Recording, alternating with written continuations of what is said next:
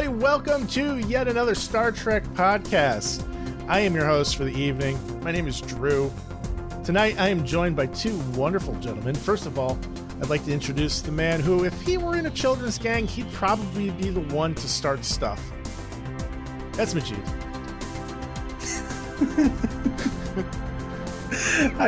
Hi, Drew. Listen, I'm laughing in anticipation because, again, anywhere you go with that, it could either be me or Brad. Well, speaking of Brad, I'd like to introduce the man who, if he were in a children's gang, he'd probably be the one telling everybody that they're going to get in trouble if they keep it up. That is very accurate. That's me. That's me. Brad. I mean, I can see it going the other way, but more than likely, it'd be like, guys, I don't know. We should be doing this. We're gonna get in trouble.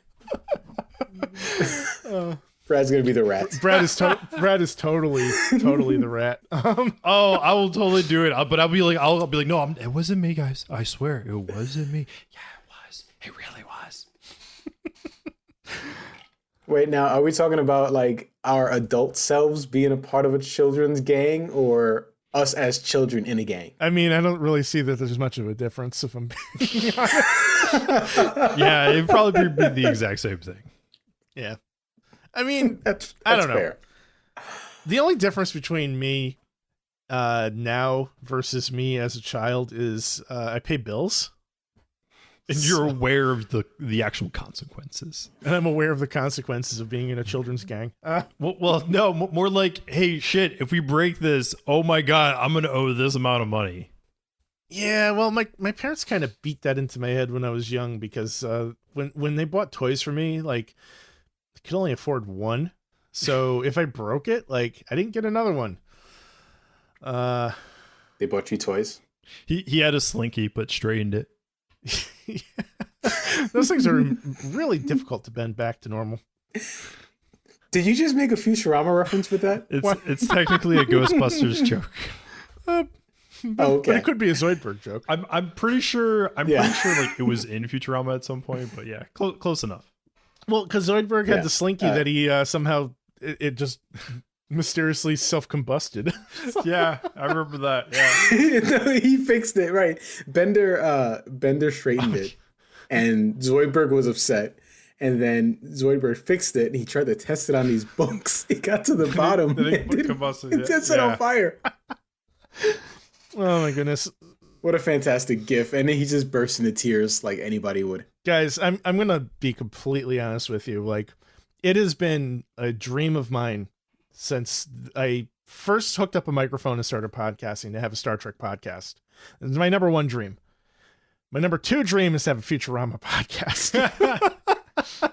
Oh, be careful, man. This may just quickly turn into that. Oh, goodness. We can do that.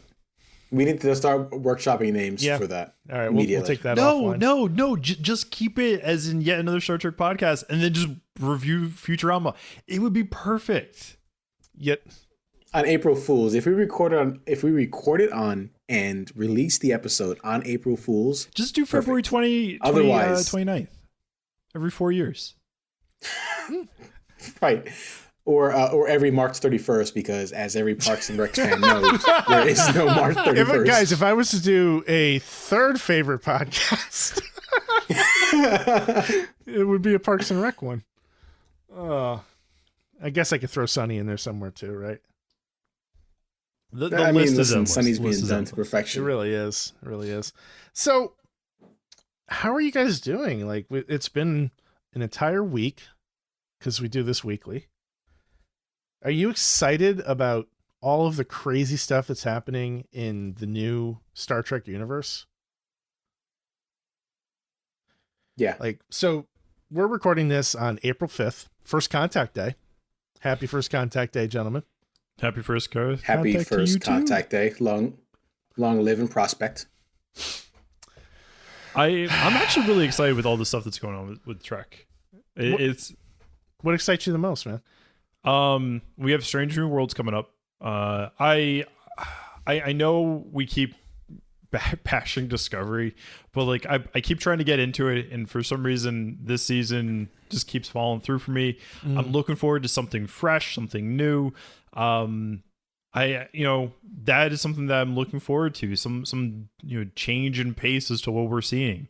Also, there's a Star Trek Voyager documentary coming out. I'm really looking forward to that. That was one of my all-time favorite series and has so many memories with it. I would love to be able to go through and just relive some of those memories with the documentary. Did you? Now, Voyager is a ship and the name of a show, right? Yes. Like we talked about this yesterday. Yeah. Okay. Yeah, I mean, for the most part, they're pretty on the nose with naming quite a few of these shows post Next Generation. Deep Space Nine is the name of the station as well as the show. Voyager is the name of the ship as well as the show. Enterprise is the name of the ship as well as the show. Discovery. Wait, are you serious? Wait, Discovery is the name of the ship. You didn't know that? They never talk about it. They never talk about it. Don't look at me that way. They never talk about it. So, Brad, it's always crying. It's always it's always crying. It's always motivational speeches. They never ever talk about. Is this like how we don't talk about the cage? Is this how we don't talk about the cage? What cage? What are you talking about? Brad, question for you. Go for it. Have you seen the Deep Space Nine documentary that came out a couple years ago? No, never got a chance to. I think they're taking a similar tone with the Voyager one. I would recommend checking it out. It's excellent. Very good documentary. Are they able to get go through like all the original cast and everything? For the most part. They ended up using older footage with Avery Brooks. I think he declined to be part of the documentary. I remember like reading somewhere Avery wasn't really of the captains. He's probably one of the least enthusiastic about doing some of the fan stuff for Star Trek. Yeah, he's moved on. And he's been very respectful about it. You know, he doesn't like bash the show or anything like that. I think he's teaching acting and he's also a musician and he's just really, I think, content just doing his own thing and just not being in the Star Trek realm at this point. I kind of wonder if his experience kind of deterred him from what I remember reading up is that the first couple seasons they really pushed to give a shift of the image from the character that he really wanted to portray. And once I think one of the executives left, then he was able to give more, if I remember correctly. I wonder if that experience kind of really like left a sour taste in his mouth. They hired him when he was coming off of Hudson Hawk, and he was pretty badass in that show. So to have him come in and completely change his look, grow his hair, shave his goatee, it was just kind of not really true to what they had originally hired. But I preferred so much more in the later seasons of the character. It felt more natural. The earlier ones felt so different.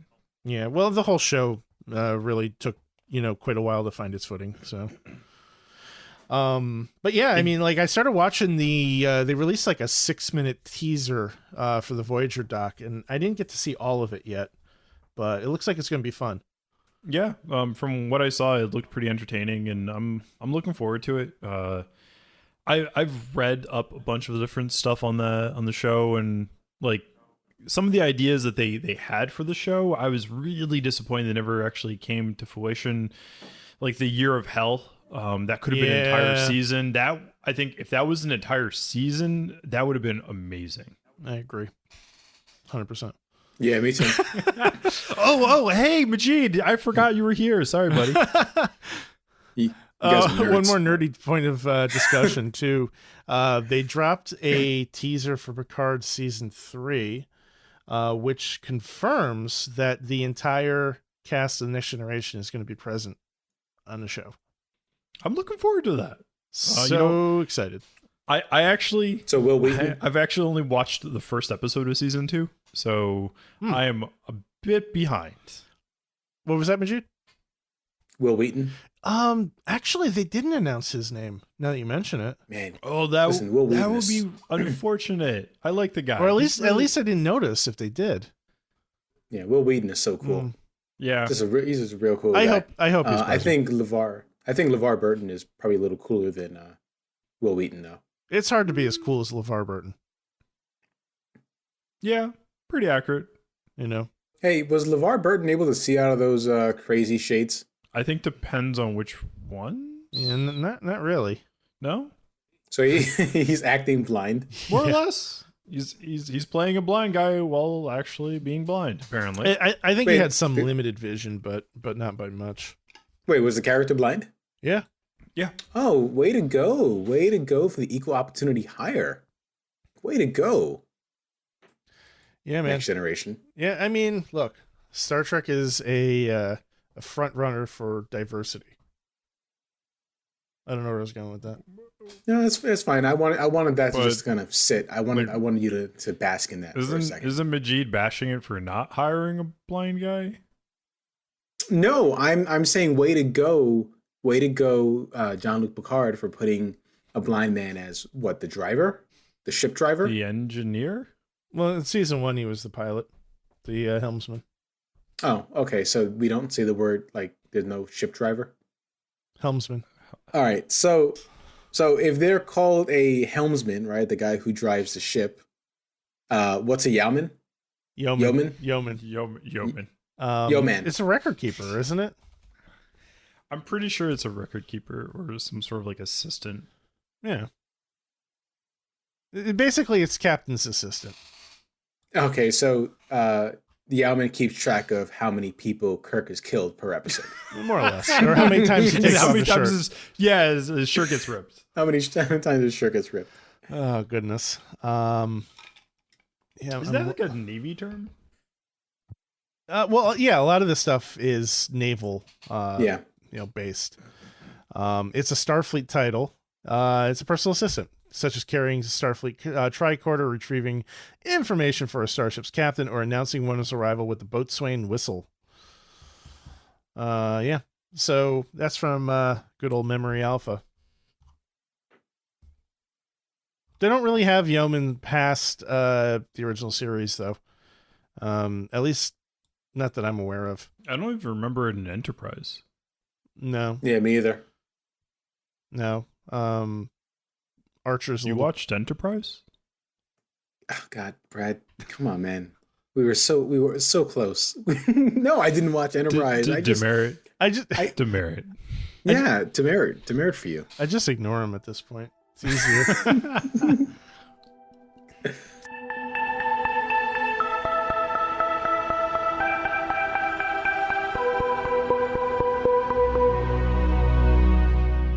All right, guys. So this week we watched an episode called Miri. This one first aired October 27th, 1966. This is the 8th released episode in the original series, 12th produced. And let's dive into the synopsis, shall we? As written by the wonderful Brad. Sadly, this episode isn't about the city of Miri in Malaysia. However, the crew do discover a distress call from a planet that's an exact duplicate of Earth. Before we get into anything further with this, how the heck did they come across an exact duplicate of Earth? And then never mention it in the entire episode. And never mention it again. Well, they time traveled, and they got there 3 days earlier. Yeah. Oh, God. That's fresh on your mind, isn't it? I'm never in my mind. I'll never let it go. They discovered time travel. You keep grasping at these. Maybe that is the actual meaning as to why. I did. Listen, in my mind, I'm like, okay, well, what if they just time traveled back 3 days? They wouldn't have gone to this stupid planet. Mm. Or maybe they would have gone there twice. I don't know. That doesn't make any sense. Ooh, time travel's weird. It we is. can go into the whole episode debating about time travel rules. Well, we're going to ignore the time travel rules for now because there's That's fair. no time travel in this episode, just an identical Earth. Kirk, McCoy, Spock, and Yeoman Rand beam down along with 2 red shirts who somehow don't die in this episode. Good for them. They beam into a ruinous modern city that is straight out of the 1960s. Almost immediately, a monster of a man runs towards McCoy, but he's easily handled by Kirk. Now, how does he dispatch of this man? By punching him 3 times in a row. Unfortunately, the man dies of mysterious causes, and most definitely not all of the punching. The away team follows a noise and ends up finding a young, terrified woman named Miri. She slowly starts to trust the crew, explaining that all the adults become sick and then died, leaving only the children. The crew convinces Miri to take them to the local medical facility so they can find out what happened. Gentlemen, first of all, what did you think about the crazy man? I thought that was like Solomon and Grundy from the comics, and I was like, shit, man, they got the comic book characters here. I like this. I didn't catch that. That was a good catch. Yeah, Solomon Grundy, definitely. I have no idea what you're talking about. I think Majeed's just kind of going with it. He's like, I'm gonna agree with that. For the first time ever, I feel like Majeed in the Star Trek podcast. Ouch. I mean, I get it. I deserve that one. But, you know, at least I watched an episode of Picard without... No, I did fall asleep. You know what? It's fine. But it just felt like the monster was a kind of a zombie wannabe cross between the Hulk. I actually thought of I Am Legend. That's the vibe I got. So they landed in this abandoned... what I assume is they just went outside, right? When they're filming this, they said, we're just going to go outside and film this episode to save. We're going to go down to the bad part of LA, right? Yeah. Right. The punches that Kirk laid into this dude, like he like picked him up and then punched him and then picked him up and punched him again. It seemed very deliberate. He basically went all Batman on him. Pray to me. I was so upset that Spock didn't get his licks in, and he didn't. I know, right? That's the first thing I was thinking. Yeah, I was expecting the Vulcan sleeper hold, but sadly we didn't get that. Neck pinch. What was that? Vulcan neck pinch. But they go to sleep. You know what? It's fine. Vulcan neck pinch, sleeper hold. Or nerve pinch or what? I don't know. Now you're making me question myself.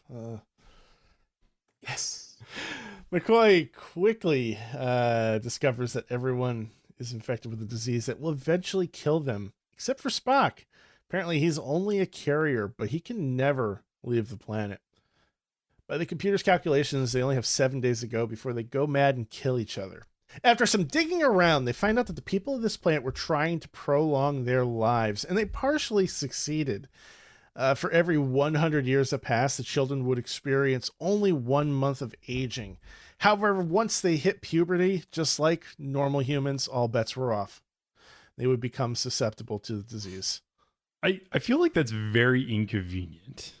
Yeah, it's like you've waited almost a millennia just to hit puberty. And then they're like, nope, sorry. I mean, I wouldn't want to go through it again. Yeah, no. So then it makes me wonder, is like, does that mean like they're going to have like 100 years of puberty? No, then they like die. 100 years of your voice cracking? Just 7 days. My voice is still cracking. So I guess 20 years. Someday, Majeed, you'll be a real man. Right, and maybe my feet will grow. Listen, that's just a little joke. I bought some Project Ruck shoes, and these guys are making fun of me because my shoe size is 10.5, which is pretty average. Mine are 10 and a half. God, I mean, they're wide, but you know, they're 10 and a half. It doesn't count. It's like an asterisk next to it. It's fine. It's fine. So the crew at this point is desperately trying to find a cure with very limited resources they have on the planet. They become distracted at one point by some children, and I guess the kids take their communicators from them. Without them, McCoy fears that they won't have a chance of finding a cure. At some point, Rand walks off on her own. She gets captured by the creepy children of the planet, and the rest of the crew start to lose their shit. Kirk somehow manages to convince Miri to take him to the gang of children to get back Rand and, more importantly, their communicators. After finding the children, Kirk attempts to make a valiant speech to get them to listen. But like the bunch of children that they are, they just beat him up. Kirk breaks free and then manages to get them to finally listen. I hated that. What? I hated that. We hated which part? The bonk bonk. Oh, geez, yeah. Like, it was so funny to me. Well, no, like it made sense in my mind because it was showing how the children were kind of devolving into less intelligent beings, because it, like, over a period of time, like they grew, but like they're no longer getting the social cues that they normally would in a society with functioning people. So basically that 2 years that I spent inside because of COVID. Accurate. All right. I mean, yeah. Only for you, though. Only for me. While Kirk was away, McCoy thought he found a cure, but he's unable to verify if it will or will not kill him.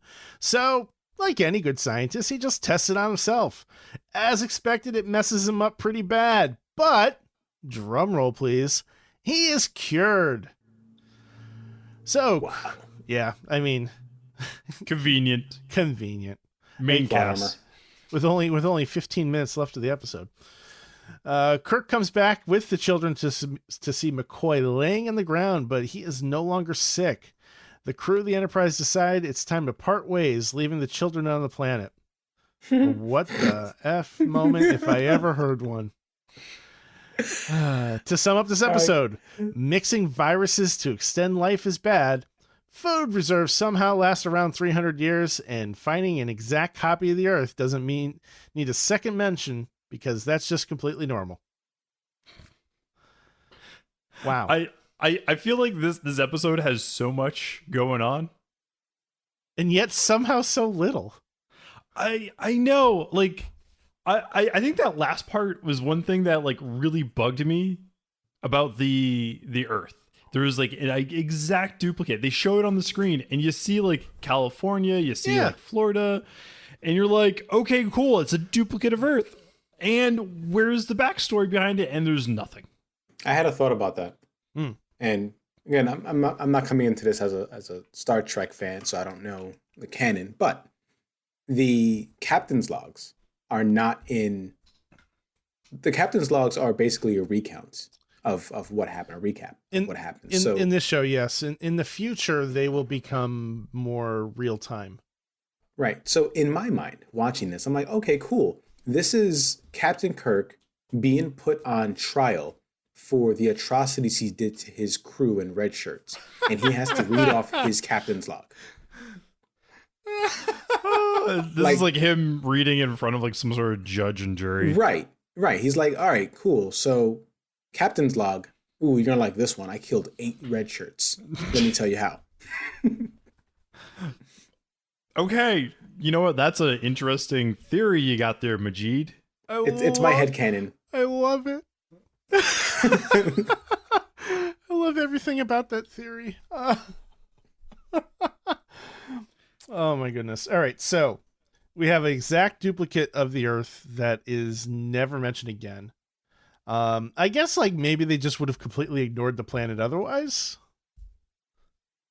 I don't know. But this is their 5-year mission, right? Well, no, they had a distress call. Like, there was no need for it to be a duplicate of Earth. Yeah, but I mean, if they were doing a flyby and they just saw, like, a plain old planet, they probably would have been like... They got a distress call. They would have been like, those guys are fine. There's a distress call. They go to distress calls all the freaking time. There's nothing unusual about this planet. Unless this plot point was just a matter of them saving money. Not having to build an actual set. I kind of feel like that was part of a rewrite or something.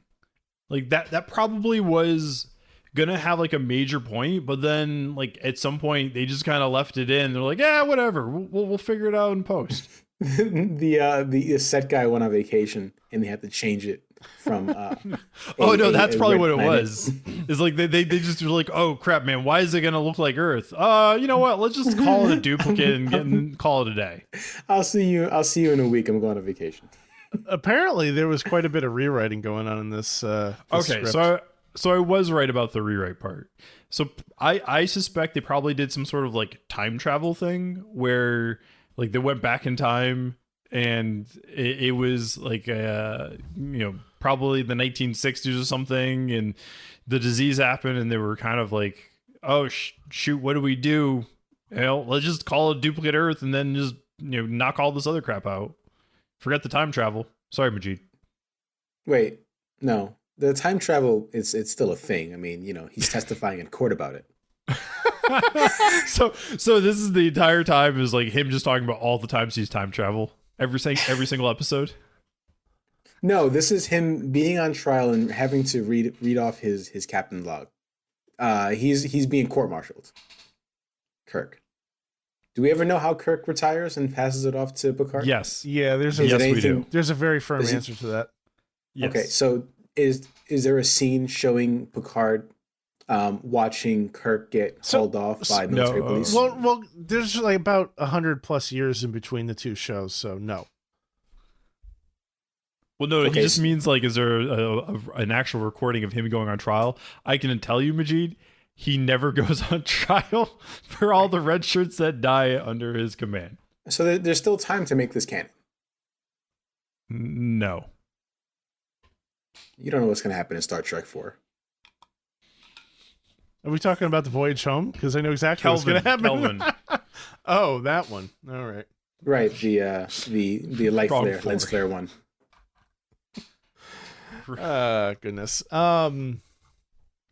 However, Majeed, Kirk is at some point on trial. I'll give you that. Yeah. Yay! That's great. More than For once. killing red shirts? More than once, actually. Actually, yeah, he's been on it a few times. Basically, Wait, basically, the totality of the movies is him on trial. Pretty much, yeah. For killing red shirts or sexual harassment? Yes.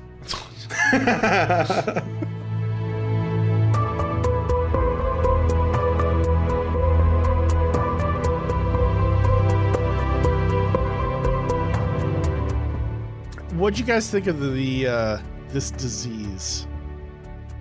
I think that there were a few missed points here. A, did anybody try washing their hands and sing me happy birthday for 20 seconds? It does work for COVID, so. Okay.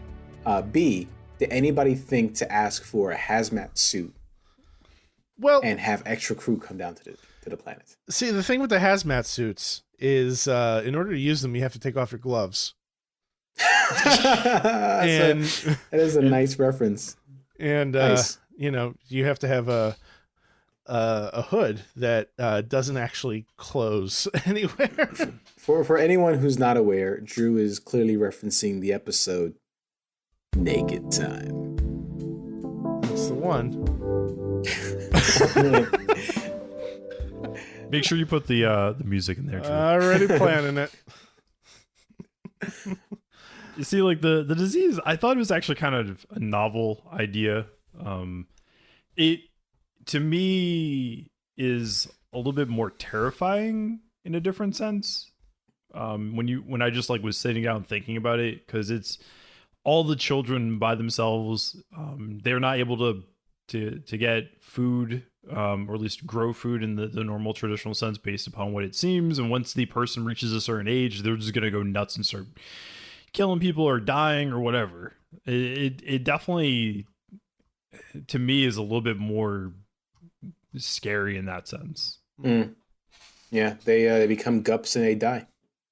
But I did find it really funny and kind of convenient at the same time when as soon as the Enterprise arrived, they're about to run out of food. Well, it's plot convenience. So, going through the notes here in Memory Alpha, I just noticed a few things that I did not catch originally. Hit me. Some nice little trivia. First of all, Gene Roddenberry's two daughters were in the children's gang. The guy who played John, the bad guy, he was in the movie Scrooged. Was he? Yeah. Oh, hey, and by the way, did anybody think that Miri was actually Liv Tyler? No. You didn't think in any way, shape, or form that Miri looked like Liv Tyler? No. I hate you both. I'm still on my fun facts, guys. Go for it. My bad. I'm sorry. I can tell how excited you are, True. I'm sorry. We're acting like a children's game. I was trying to like bury the lead here. All right. So Gene Roddenberry's 2 daughters and William Shatner's 2 daughters were in the gang as well. What about Steven Tyler's daughter? No. It was Bring Your Daughter to Work Day. It was. It was. Get your daughter a paycheck day. That's all I got. Does that maybe allow them to like avoid child labor laws back then? Be like, oh, it's just my child, so I'm taking her into work, so therefore technically we're not paying her, so therefore we don't have to follow these guidelines. Maybe that's what the whole deal was. I guess. All right, I want to talk about that. I really dislike Hollywood's portrayal of children from back then. Like, just as a whole. And sure. It's not just Star Trek. It's like a lot of media, they just portray kids as being nothing but annoyances. And like, okay, I don't know, just like the whole bonk thing just really got under my skin. Okay. I don't like baby talk, and I don't like when like in movies when people talk down to children or portray them as being subhuman. But I don't. I think in this situation I disagree, only because it's not a circumstance where they just go to a planet and like all the adults died like yesterday. This is like they've been by themselves for like 300 years, going through this like psychological torture kind of aspect, where as soon as you reach a certain point you're gonna die, and so you kind of have to fend for yourself kind of environment. And I like there's no new children being born, so like the whole idea of like teaching probably isn't really there in the same sense. Do you think that in any point in the hundreds of years that this group of children was a gang, that not one of them would have turned to little Petey over there and said, "Hey Petey, cut the crap with the bonk bonk"?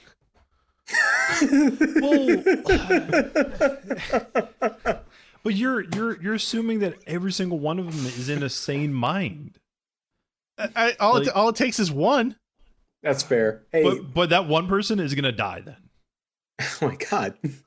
No, think about it. Like if you're sane and you try to start being the boss, and unless you have some sort of like authority in a sense that they respect, they're just not gonna care. Well, Bonk Bonk Boy was the authority. He had a hammer. He's got to give him the clamps.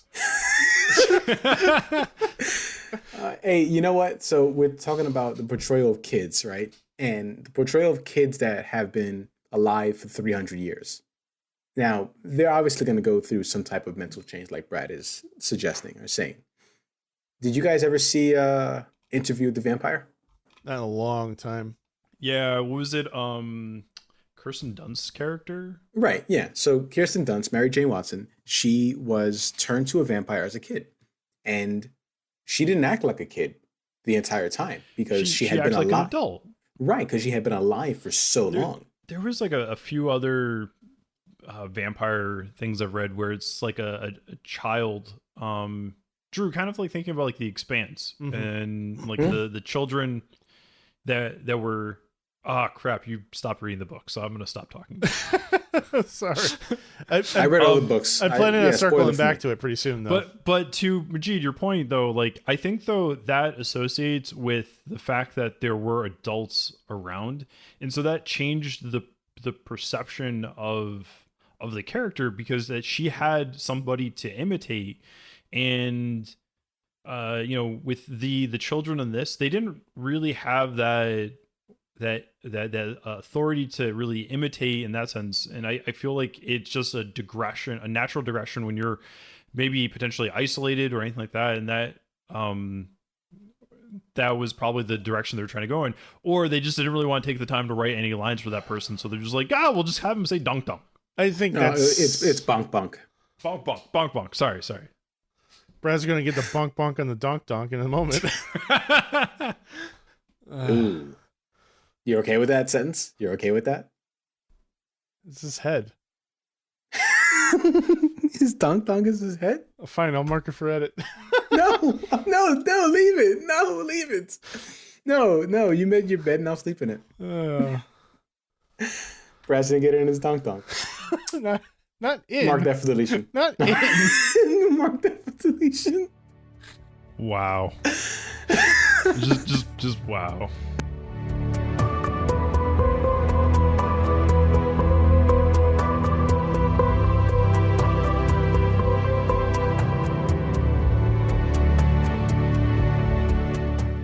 What about the McCoy and his scientific method? Any thoughts? It was brave. Does he show any type of character development like that throughout the rest of the season or show? I mean, McCoy's generally a pretty badass character, in my opinion. What would you think, Brad? I know what you mean, but the listeners at home may not know what you mean. Could you just potentially further explain when you say scientific method, what you're referring to? How he tested the cure on himself. Oh, that, see, like, I just thought of was it the movie Contagion? Like that the actress did the exact same thing, and to me that didn't surprise me. Because a combination of, like, there was clear distraught between the characters at that particular point. They were, as you mentioned, losing their stuff. Man, they were losing their stuff. And so I think at that point, he just was like, yeah, I'm going to go for it. I'm just going to take the jab and see what happens. That's a heroic moment, though. Oh, Yeah. totally. Well, I mean, think about it. You're about to die. You have a 50-50 shot of, hey, either this is going to kill me or it's not. I don't know, but either way, I'm gonna die. So either this is gonna kill me or Kirk's gonna kill me. Yeah, I know, right? See you, your court That's martial. the whole thing, though. It's like, you know, if I test it on myself and I die, then that's fine. If I live, then great. That means I'm cured. There was that right, and he was obviously frustrated. The entire crew was. By the way, this ticking clock aspect of the episode and the anger flaring allowed for a lot of overacting from everyone. Yeah, Except Spock. there's a ton of overacting. Guys, I have another fun fact I'd like to share with you. Do we have theme music for your fun facts? Because I would like da da da da da da fun fact. I drew. I don't know, something like that. Now you know. I don't. I'm sorry, but All right. The boys that stole the communicator, apparently, they were Grace Lee Whitney's children, Yeoman Rand. The John? The No. guy John? No, Boy Who Stole Communicator 1 and Boy Who Stole Communicator 2. Is that their character name? Or Yeah, I that's thought it was all John who stole it. No. John It's was like too big to fit through the the thing. He was too big to fit through that little cage. He was the one wearing the army jacket, right? Yeah, like they snuck in, like when the children distracted them, like all the guys left, and then they're like, "Oh my god, they took our communicators," and that's what happened. I would like to Did I to watch know. a different episode from you guys? I mean, clearly something is off. We didn't watch Naked Time? I mean, I'm not gonna lie. There were parts of this that I didn't pay as close attention to than others, but yeah, it just seems like the entire cast, children, was Yeah, Hollywood has this tendency of hiring quote unquote child actors, but they're like 30. I would like to know if any of these kids were actually kids. Well, at least most of them. I mean, it sounds like they were hundreds of years old. I see what you did there. I see what you did there. I love it. Yeah. Yeah, I mean, I don't know how he definitely looked like he was older. There was no way he was a teenager. Yeah, like Beverly Hills 90210. Remember, they were like 16, but like Luke Perry was 30. Yeah, the guy who played John was born in 1939, so he would have been like 20 something, I think, at that point. Yeah, nice. That's a fun fact with Drew right there. Thank you, Drew, for that fun fact. Welcome, GD. There was a point where Kirk is yelling at the kids, and he for a second fell into that staccato where it was like, "You kids don't understand. We're all gonna die. You're gonna die." I loved it. Listen, the yelling, the screaming, all of it was fantastic. That was a very good Kirk impersonation. I really thought Kirk was with us right now. Listen, I would love to get William Shatner on this podcast, and Drew needs to make it happen for me. Can you just answer all your calls at work in that voice tomorrow?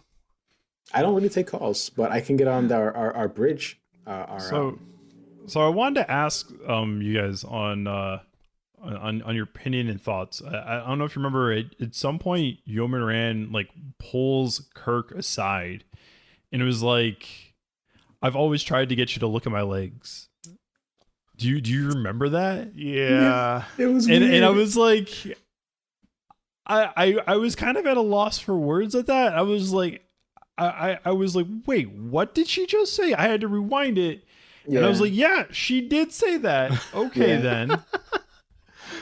It was a little awkward, to say the least. It was so funny. And like, here's the frustrating thing. Like, they keep teasing like this thing between the two of them. Yeah, it's the Ross and Rachel, the will they, won't they? Yeah. But I think you said it, Drew, at one point. Like, at one point, like, Rand was considered a love interest, wasn't that? Or did I read that somewhere? Or did I just dream it up? I don't know. I may have made it up for you just to see if you say it on air. I appreciate that.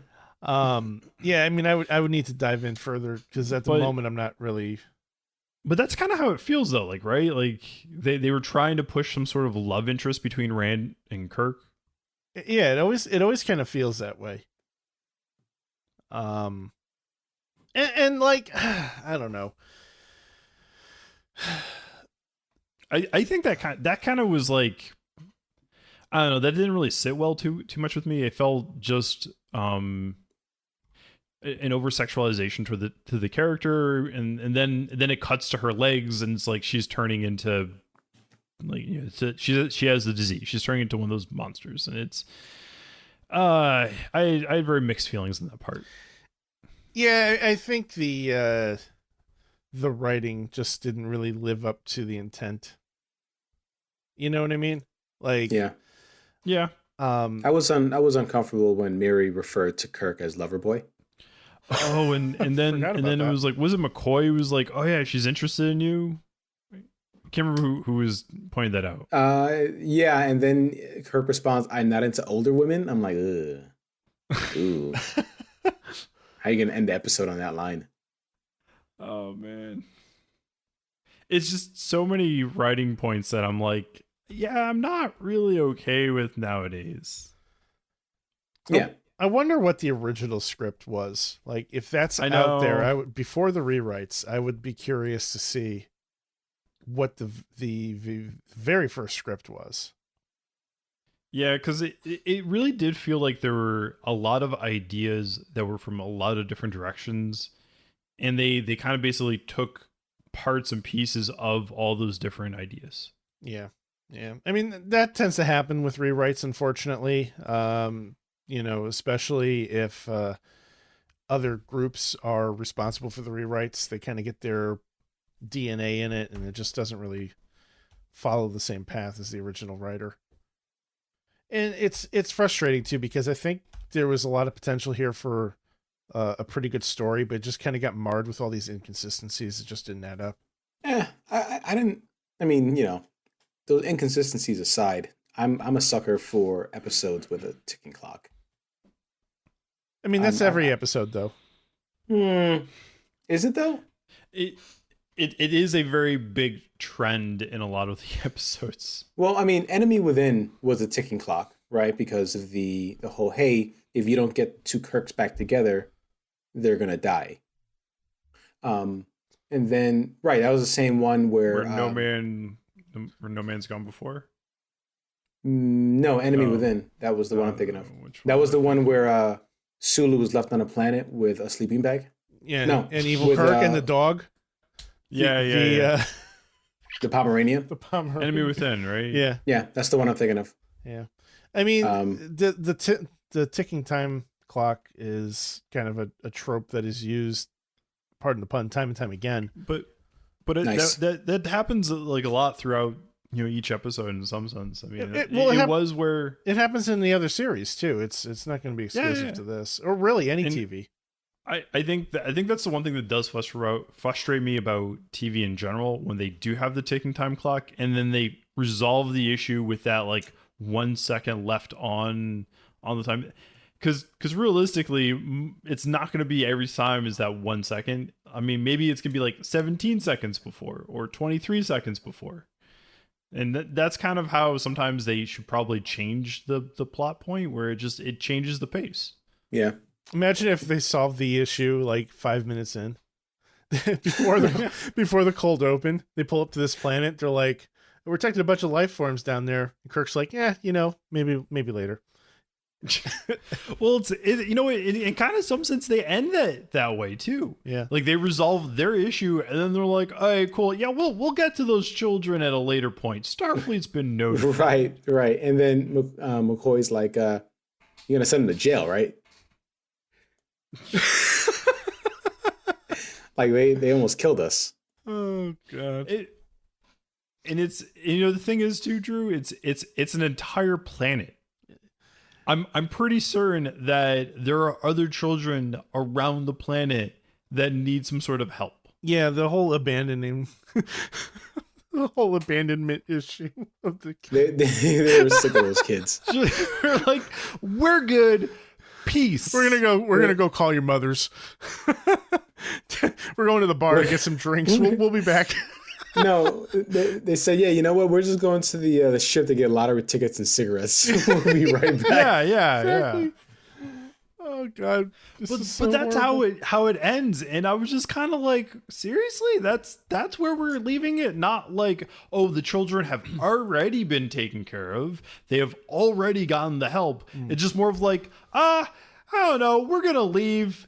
I'm pretty sure they're good. I guess they left a medical team down there. You assume that they left the medical team? That's what the Memory Alpha is saying. They also left the red shirts because screw those guys. Yeah, I know, right? I don't know. This episode was just kind of a mess. Man, I guess I kind of know how you're gonna skew your rating then. Just kind of hearing your opinion on it. Yeah, I mean, well, let's dive into it. You guys have anything else that you wanted to talk about, or you want to move on to the ratings? I would just want to say how sucky those security guys are. Spock says, "Hey, cover me," and no, I admit, man, hey, they survived. Listen, they survived, but Spock is like, "Hey, cover me," and they just look up. They survived because of inaction. Right. If those exactly. kids if those kids had shanks or guns, they would be gone. Done. If the Ruck was in this episode, it'd be done. Oh, thank God for the Ruck. Right. If there were killbots, they would have been done. I mean, there's a myriad of reasons why these red shirts are still alive.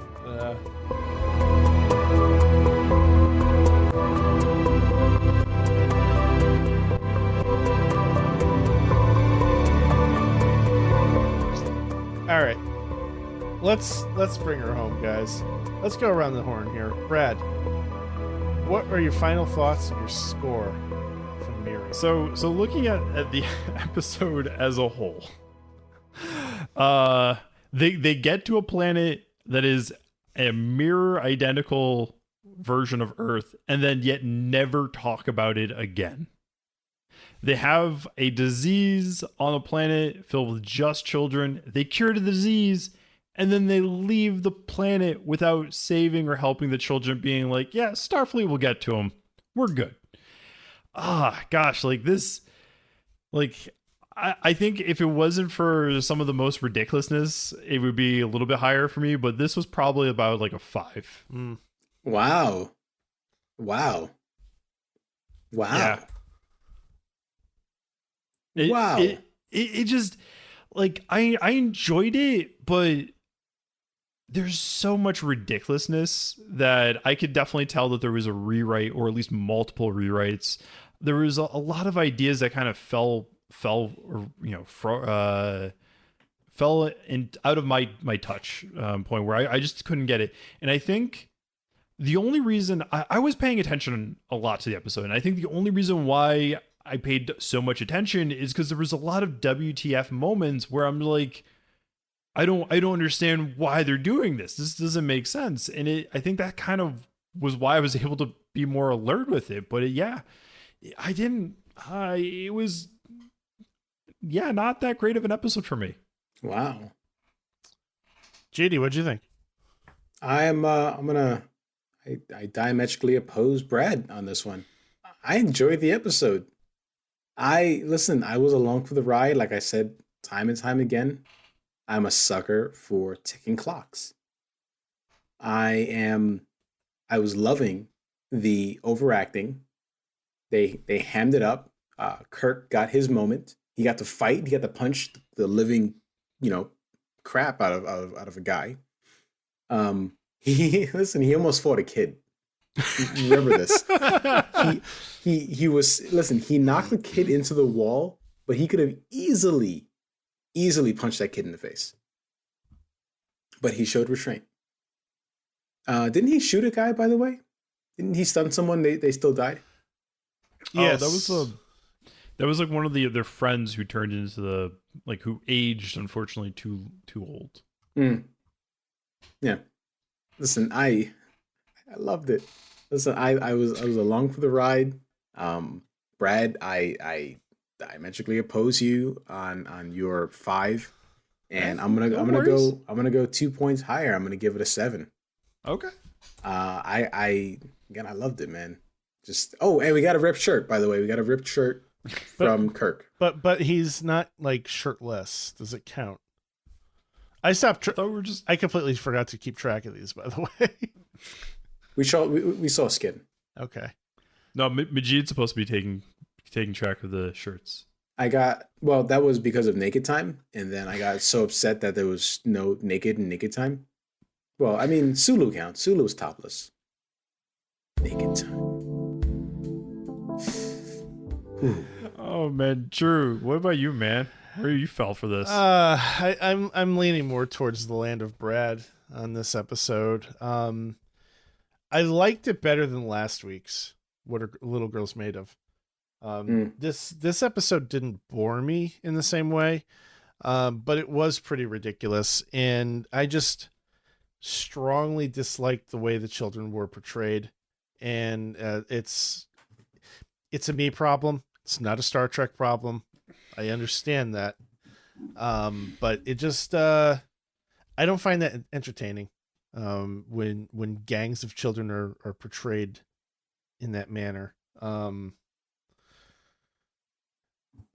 I don't like I feel like the love story that they have going with Rand is just a little bit forced. It just comes off as like they're really pushing it down our throats, but there's not really enough there. But McCoy was pretty cool, I guess. So, to go back to my original formula for ranking, if this were on and I were channel surfing, I'd probably leave it on, but I'd probably play on my phone the whole time. So I think I'm going to give this like a 4. Ooh. Wow. Okay. All right. How about this? Let's not set that in stone yet. One of your complaints is you don't like the portrayal of the kids. Yeah. What if I told you that instead of considering how Hollywood is portraying these kids, why not instead compare the portrayal of these kids and this gang with their leader to how the Lost Boys were in Never Neverland for Peter Pan. Wasn't really crazy about that either, if I'm being honest. Really? Yeah. Really? Yeah. Right. Oh, wow. Yeah, because I mean, listen, the original Peter Pan cartoon, and then of course in the 90s with Hook, these kids were what I have to assume on this world, this other dimension. Right? So these kids were in this Never Neverland dimension where they never grew old, and they acted like kids. Act like kids. Bangarang. I liked Hook. I like, to be clear, like I enjoyed the movie Hook because I think it was well written and Robin Williams is wonderful. But the parts with the Lost Boys were like my least favorite parts. Okay. All right. Fine. What about Little Rascals? No. Really? No. Okay. What about the other portrayal kids? What other kids do we have that are also gangs? What was that movie where they're like, Warriors? Yeah. What about the Warriors? Never saw it. No, they were a gang. They weren't really kids. That was a legitimate gang. All right. Last one. What about Peanuts? What about the Peanuts? Charlie Brown? Charlie. That's a cartoon, and they have more intelligent conversations than anything we saw in this episode. Yeah, but Snoopy definitely carried a switchblade. But Snoopy's a dog. So he's allowed to carry a switchblade? Yes. Okay, fine. Okay, all right. Last gang that acted like kids. Breaking to Electric Boogaloo. What a horrible film. Oh my god! If these kids, I can't believe you brought that up. if this gang of children just danced away the virus, then everything would have been better. Dance away your problems, baby. Oh god. So is there any way I want to be able to raise your review of this? Brad's maybe not so much because Brad's points, they're Brad's points. And trying to convince Brad is like just so you know, GD, we're currently averaging a 6 for our overall scoring. Sure. Drew has a 5 for average. Drew's the one that talked us into doing this, by the way. I'm aware. We're along with this because of Drew. I love bad films. That's fair. I get that. And they're fun I mean, to talk Bad films about. and bad writing. Yeah. Yeah. Because you had both in this episode. Have you guys seen Velocipaster yet? It's wonderful. No, but I saw Kung Fury. Oh, that was a great film. God, Kung Fury. Which one was Kung Fury again? That's the most ridiculous one. We'll talk about that later, man. But you got to watch. That's that. a podcast for another podcast. All right, so it is. Man, Drew, I was really hoping I was able to. I said I have my smoking gun right here. I can get Drew to rate his opinion, and this friggin' guy hates the Lost Boys. He hates the Lost Boys from Never Neverland. Listen, honestly, Majeed, though, like your excuse was actually the reason why I didn't do it any lower than the 5, is because I actually thought about that stuff when I was thinking about my scoring for it. I was really hoping, Drew, that I could raise your opinion of this episode. I really was. I was counting on it. I had my smoking gun. I was there for it. But Brad, where are we? I think you and I are closer in terms of average.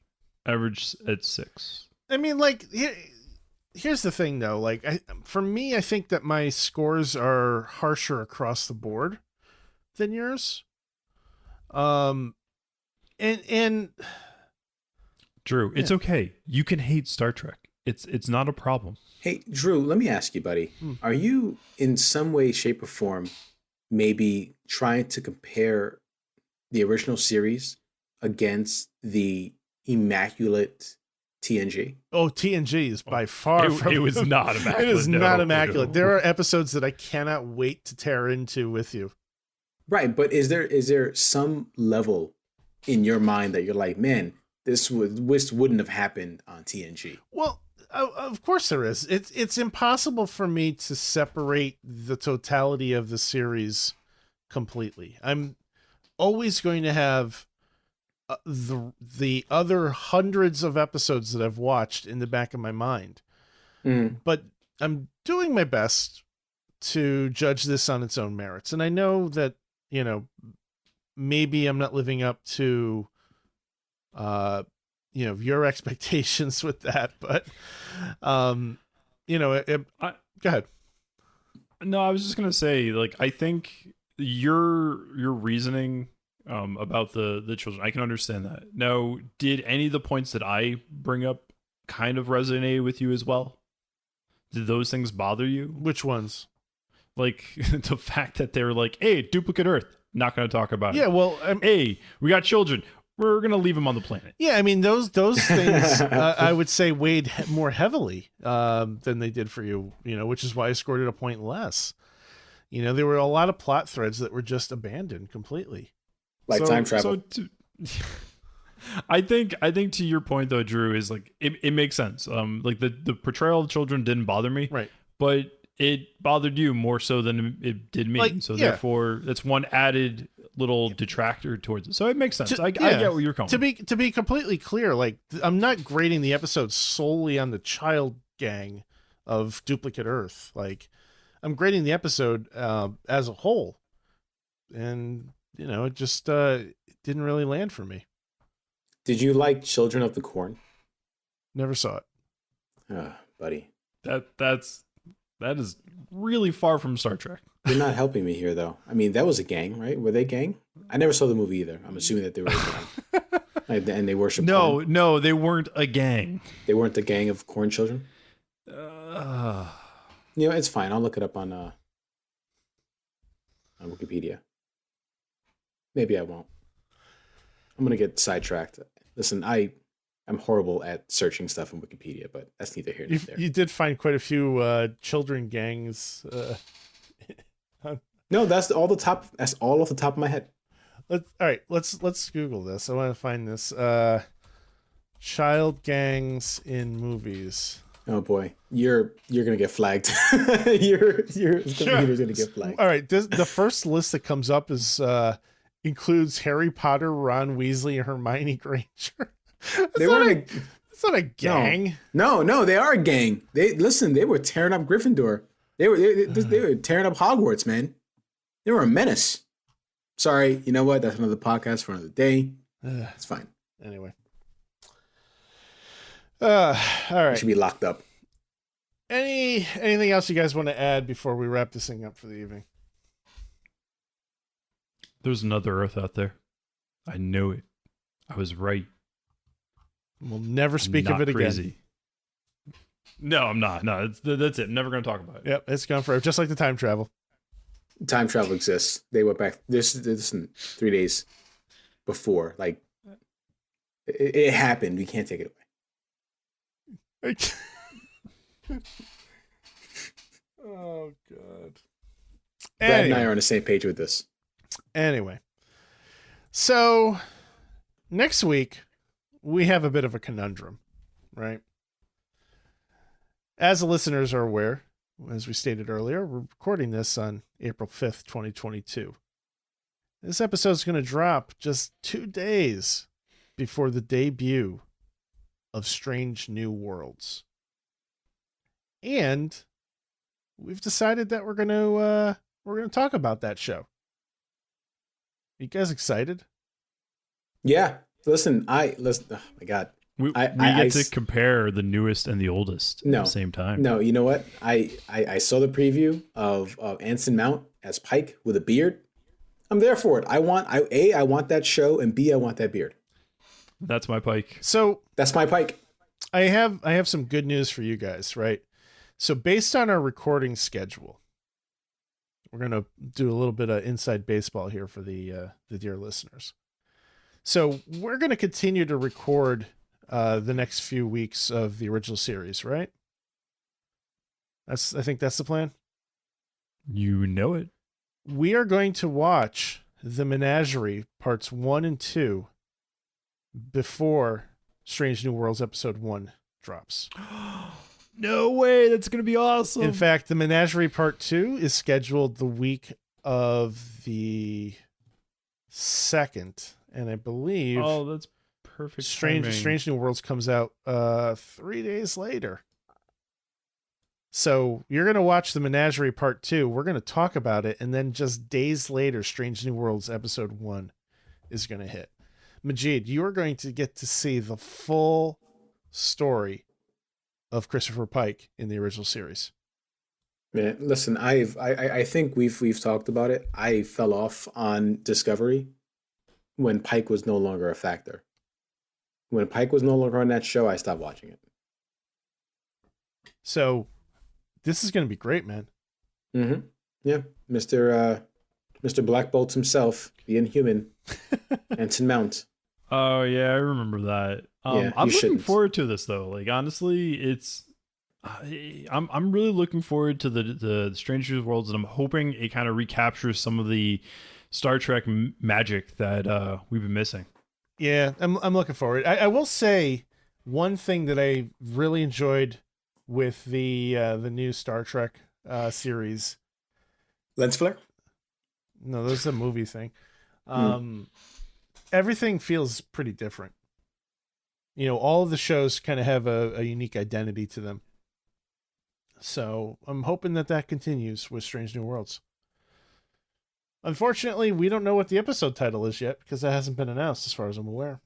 So as for us, next week we'll be watching Dagger of the Mind, but you guys won't hear that until like, I don't know, July or August or something. July 19th. Yes. Subject to change, but that's the plan. So on that note, I would like to thank everybody for listening. I'd like to thank Majeed and Brad for being a part of their own gang. I couldn't hold him laughing. I mean, if you're a gang of one, are you really a gang? My gang is called Solo. I'm Solo.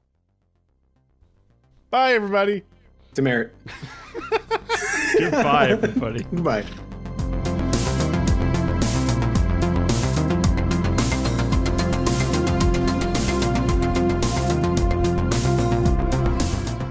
Thanks for listening to yet another Star Trek podcast. We are a part of the Retro Sessions Network. And this episode was recorded on April 5th, 2022. It's hosted by Brad, Drew, and Majeed. I'm Drew. I almost messed that up. We're going to roll with it. Thanks to Brad for writing the synopsis for the show, and thanks to Majeed for taking care of all of our artwork. And you can thank me for editing it. Hopefully it sounds good. If not, I'm sorry. Special thanks go to William Grobelar Music for our music, Warp Speed, and To the Stars. Check him out on SoundCloud. We'll have links in the show notes. Also, we'd like to thank George Bertau for the additional artwork. He made us look like the Lower Decks characters, and that's really freaking awesome. You can hit him up on Fiverr and have him make you into Lower Decks characters or anything else that your heart desires. There's links for that in the show notes too. We'd love to hear from you. Please stop on by our social media on TikTok, Instagram, or Twitter at YetAnotherSTPod and let us know what you think of the show. Or you can shoot us an email, YetAnotherSTPod@gmail.com. We also have a Discord room, so come on by and chat with us and say hello. There's a link for that in the show notes too. Next week, we're going to be watching the pilot of Strange New Worlds, and I am so excited. We would love for you to watch along with us on Paramount Plus and let us know what you think of the episode. Do you have your own children's gang? Let us know with a 5-star review on Apple Podcasts, Spotify, or anywhere you get your podcast. Plus, it helps support the show for free. Thanks again. We'll see you next week.